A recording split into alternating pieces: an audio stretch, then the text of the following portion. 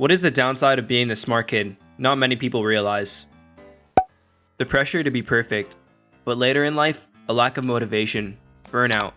I burned out my sophomore year of college, switched majors, and recovered okay. But now at work, there are more people who refer to me as the guru or expert. Every time I try to downplay that hype, because most days, it's all I can do to show up, and I don't want all that added pressure. My one cousin was always in the gifted classes, always had A's, got a great score on her ACT, but at the last minute opted out of college and went to Paul Mitchell to learn to do hair.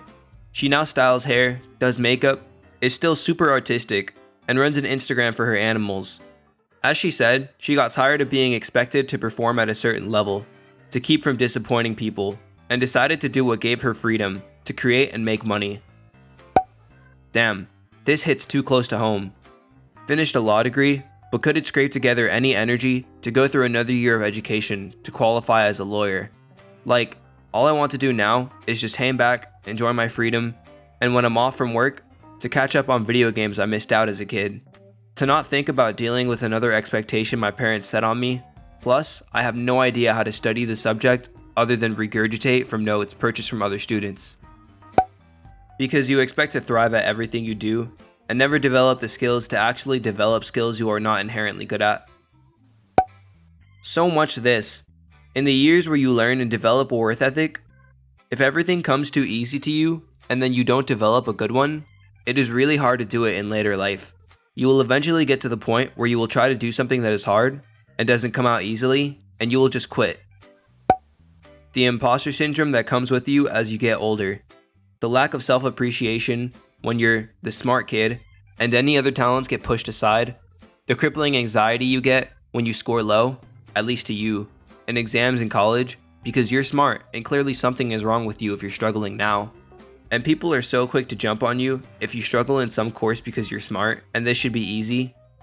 So they don't provide extra help and claim it's because you aren't trying hard enough, which compounds your anxiety/depression and increases your negative thoughts about yourself. This could be the result of poor parenting, but these have hit me so damn hard as a child. I'm 30 now, and I still struggle because I have had my intelligence touted my whole damn life. I'm a former smart kid, and now a middle-aged translator. It drives me crazy and really hurts my self-esteem when I can't understand something, or make a mistake in translation. I'm supposed to be good at this, damn it. What's wrong with me? It really eats into the core of my identity. In contrast, I started doing yoga about 18 months ago. I'd never been very athletic and had never done anything to improve my strength or flexibility, so I didn't expect to be good at yoga and figured I would just do whatever I could. So it doesn't bother me at all when I struggle with yoga, and if I can't do a pose quite right, or can't even begin to get into a more complicated pose, that's fine, because after all, no one could expect me to be good at yoga. It's so nice to feel you can make a mistake and it doesn't really matter. And I wish I could achieve that attitude with my intelligence as well. Neurologic conditions like ADHD and/or ASD aren't noticed, and you gaslight yourself into thinking you're lazy, or worse, even though you have massive anxiety about being lazy or a bad person, something actually lazy people don't have. Oh god. The amount of times I heard, "You're so smart, if only you do your homework, you'd get straight A's," just made me feel more broken. My mom always acknowledged that I had ADD, but never took me to get anything done for it, so I just kept getting shamed and not being able to do my math homework. I liken trying to do homework with ADD to try starting my car when the starter is bad. You go to start the car, and you know it's so close to starting, and if you could just get it to turn over once, you'd be fine. With homework, you see the math problem. That was always my weakness, math homework. You know exactly what equation it goes into, and you're well aware of how to do the equation, but just can't focus long enough to plug the numbers into an equation. They just slip away and you can't go anywhere. It's incredibly frustrating and takes monumental effort to focus long enough to do one problem. Then your parents act like if you'd stop being so fucking lazy and just do the homework, everything would be fine. When school is easy, you don't learn to work hard, which is a big part of school. At the end of the day, it's not the smartest kid that gets the college degree and the good job, it's the one with more drive. Living up to early expectations placed on you. and not receiving the same level of praise for meeting those expectations as someone else would. If someone usually works at a C/B level, it's a big deal if they manage to get an A. The smart kids straight A's just don't get congratulated the same way, because all they have done is what was expected, while getting less than an A is met with disappointment. It sounds petty, but it matters as a kid. It's hard to feel like you're doing well when the other kids are getting praise for objectively worse achievements. Perfectionism. I've worked with a lot of recent college grads. The ones with good GPAs thrive. The ones with perfect GPAs struggle. Why? Because the kid with A's and B's understand how to focus their effort, and when something is good enough, the straight A students expects perfection, and that's not possible with deadlines. In the work world, a good product delivered on time is better than a perfect product that's not delivered at all. The perfectionism also aren't good at receiving critical feedback. Everyone asks, how'd the smart kid do? But never, how's the smart kid doing? I felt this so hard. I've played violin since I was 9, and my parents and teachers very early on realized that I was talented beyond what was normal for my age, and I could go far and make a lot of money, aka garner attention, win awards for my high school, and make our fine arts program look great. They put an immense amount of pressure on me, threw me into all kind of pretentious concerto competitions, sent me on gigs and auditions for prestigious awards that I didn't give a shit about, and naturally, because I didn't want to do any of these things, I sabotaged. Showed up late, missed auditions, missed deadlines, wouldn't practice, etc. And was subsequently told in so many ways how I failed and disappointed everyone. No one ever once asked me what I wanted or how I felt, and I definitely grew up feeling as though my worth and value was only attached to my violin, or being really smart. Fast forward a few years, and I dropped out of college, pursuing a violin performance degree, because I couldn't handle the pressure and lack of autonomy anymore, and began spiraling into a crippling depression. I don't even play my piano anymore, which sucks because I love it more than anything, but I still haven't healed from a lot of the trauma and don't feel safe playing. I'd love to be able to play with a symphony orchestra again and feel whole. I spend most of my time feeling depressed and like I failed everyone, but I'm healing as best as I can and understanding that it wasn't my fault and my entire being was ultimately sacrificed so that parents and teachers could live vicariously through me. Still to this day, no one has asked me how I'm doing or how that experience affected me. If only I could have just been a normal kid and not the oldest child. Adults will encourage you, and very specifically, not your less gifted peers, to engage in critical thinking, to question, and then when you get older, absolutely no one will ever want you to do that. I think this is part of why a lot of smart kids end up with anxiety and depression, especially as adults. You notice earlier than your peers just how messed up the world is, but still have to live in it. The expectation to be smart at all times. When the time comes that you fail, you just feel so much like a disappointment. When you're smart, you're expected to succeed. Success is normal. It is not praiseworthy, no matter how well you do. It's just because you're smart. Of course you do very well. You just end up with a lack of pride or confidence in your skills, and an excessive fear of failure. People don't realize you're struggling in other areas of life. By kid, I'm thinking of a kid in school. So often, poor grades are an indication that something bad is going on in the kid's life. If the kid is smart and does well, because that's who they are, then it's a lot less likely, in my opinion, that someone else notices something ain't right.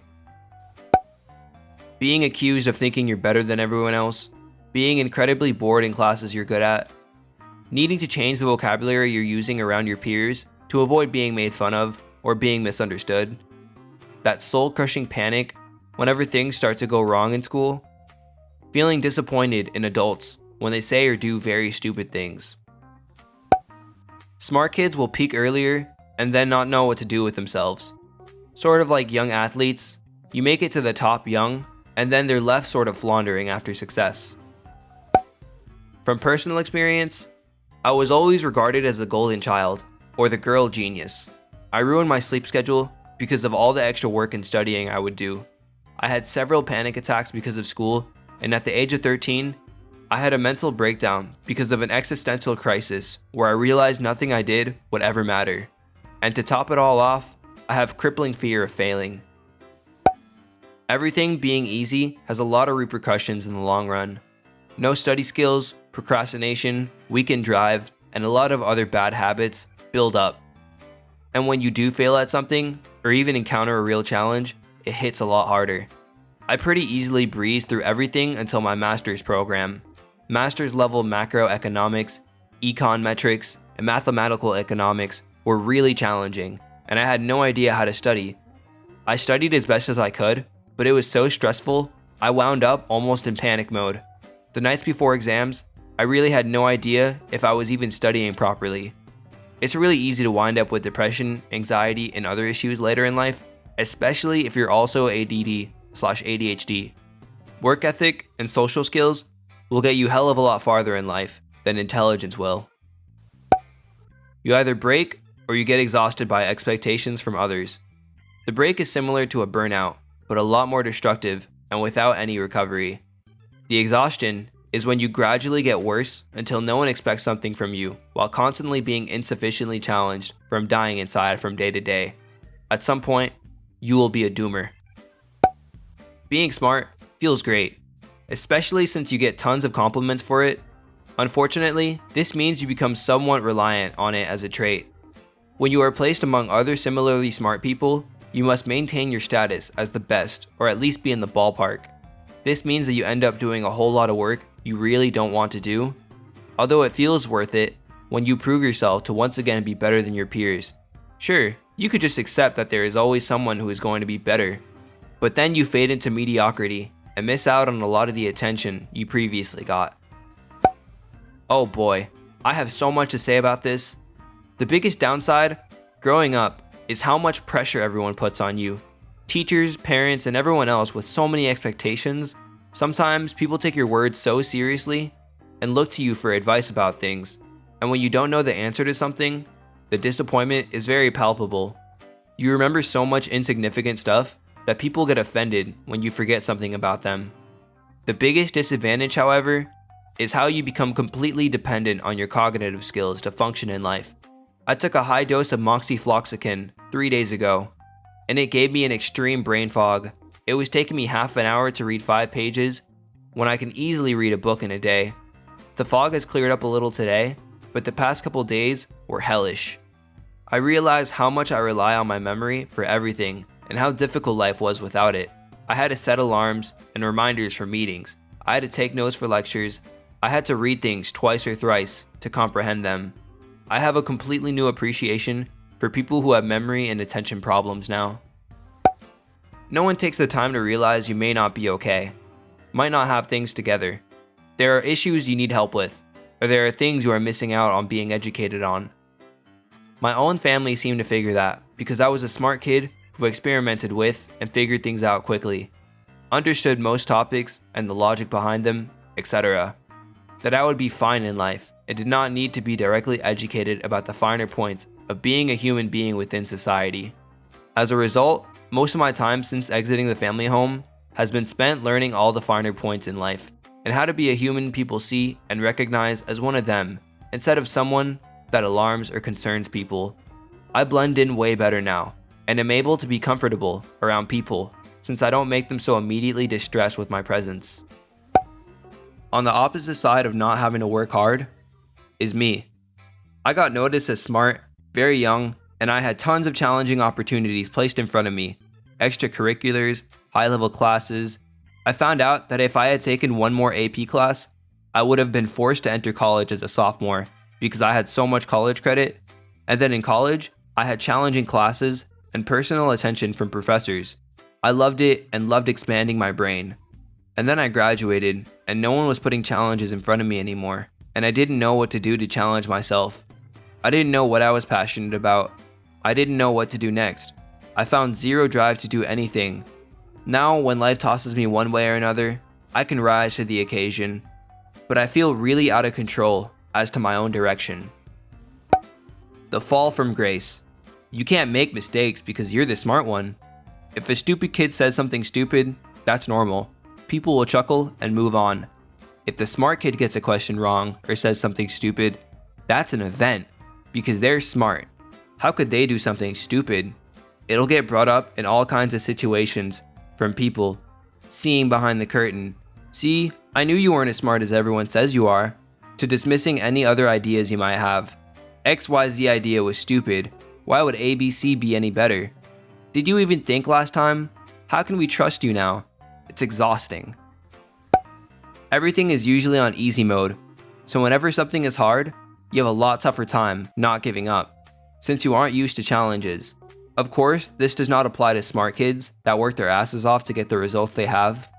I'm talking about the smart kid who does nothing and gets perfect grades.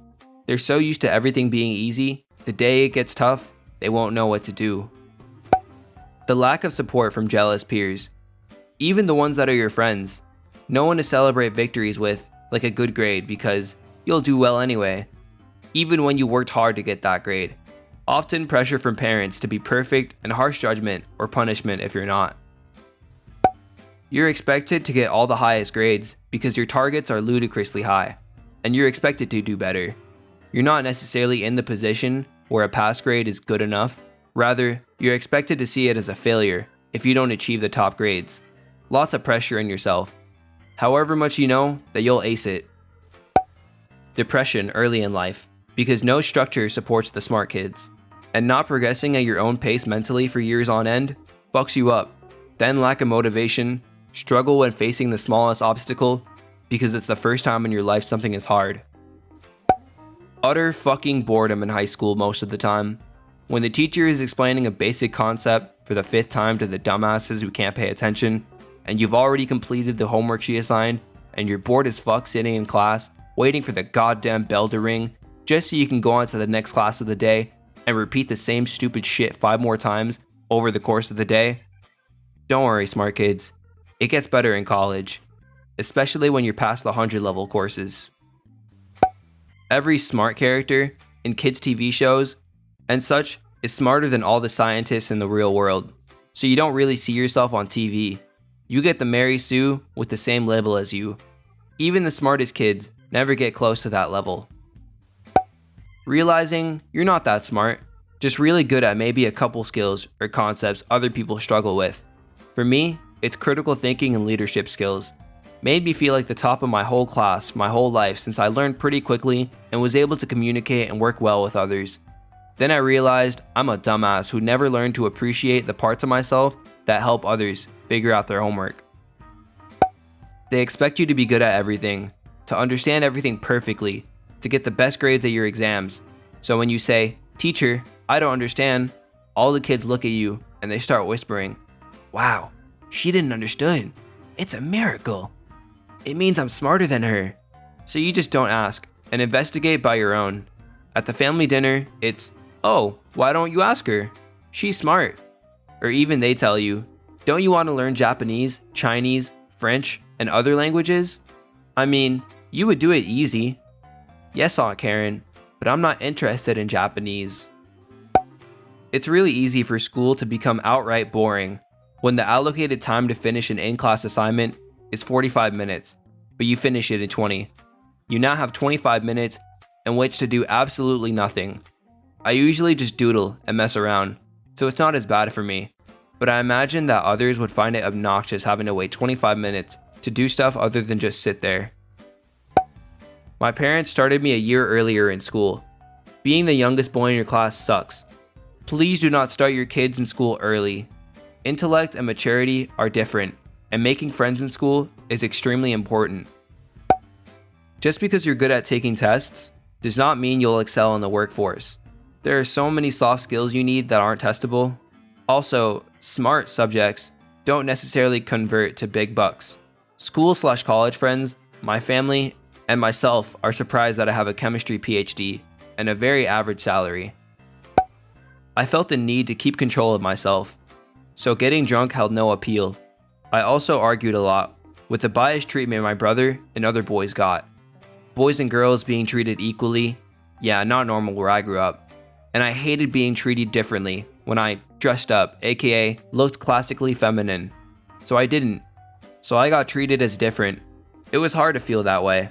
It made me feel an outsider who couldn't be accepted because I logically found no reason I should be treated as less. I'm very glad I found somewhere I'm accepted for who I am rather than what I am. People sometimes ask me things that are theoretically within my sphere of knowledge. but in reality are just outside of it. For example, my friend is a streamer, and he often asks me how to set up his Streamlabs.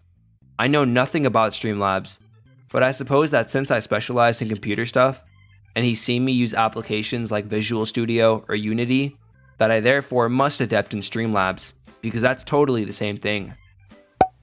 How your integrity is constantly challenged by others who want to freeload off of our hard work, and how you are shunned if you try to maintain your integrity in this respect. I used to think that the people that wanted to cheat off me are not really my friends, but literally everyone wants to cheat off you.